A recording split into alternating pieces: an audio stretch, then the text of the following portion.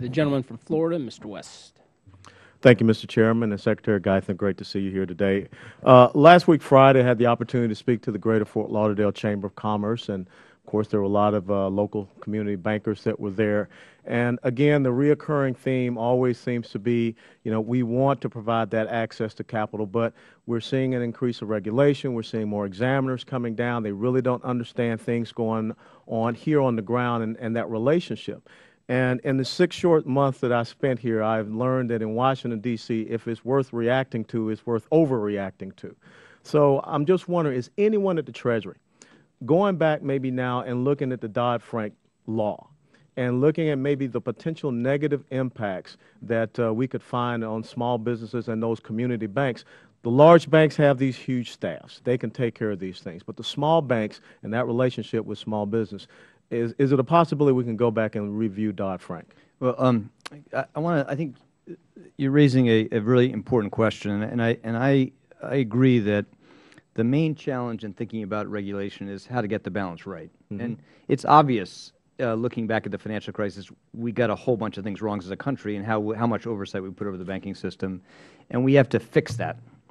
And that's what Dodd-Frank was designed to do, but we have to be careful we don't overdo it. I completely agree with you.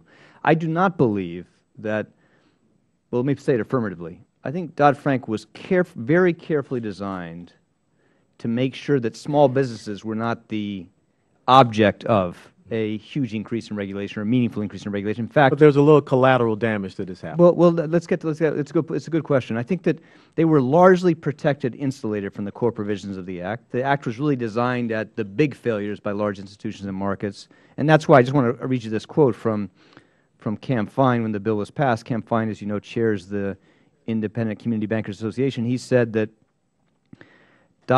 Dodd-Frank recognizes the two distinct sectors within the financial services spectrum, Main Street community banks and Wall Street meta banks, broadly supportive of the Act, doesn't agree with everything in it, but it recognizes the efforts of many people on the Hill to make sure that small banks were not subject to an unfair and unnecessary burden as we try to fix the big failures in the system.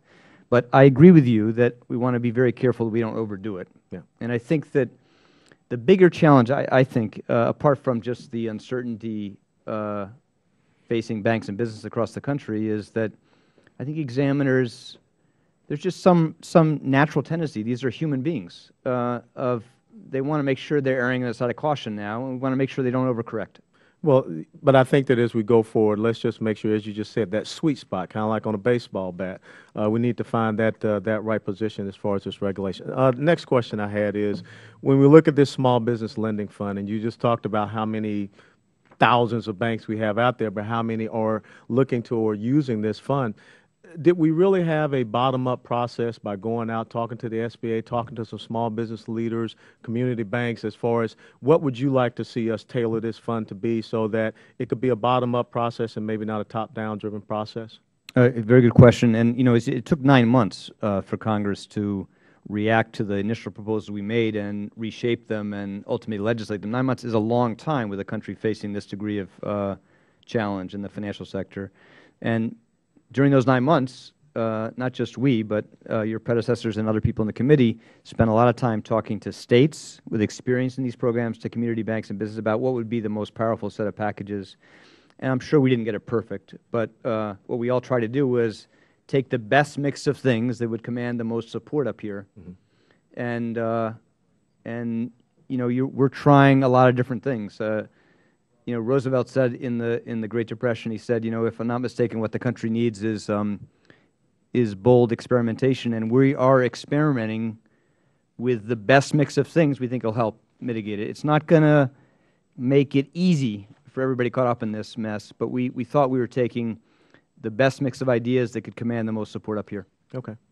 Last thing I'll say is from a lot of people down in South Florida, where we still have some double-digit unemployment and incredible foreclosure problems, please remember that small businesses operate as corporations from personal income tax rates when you start talking about raising taxes. Thank you very much. I yield back. I absolutely will remember that, and you're making a good point.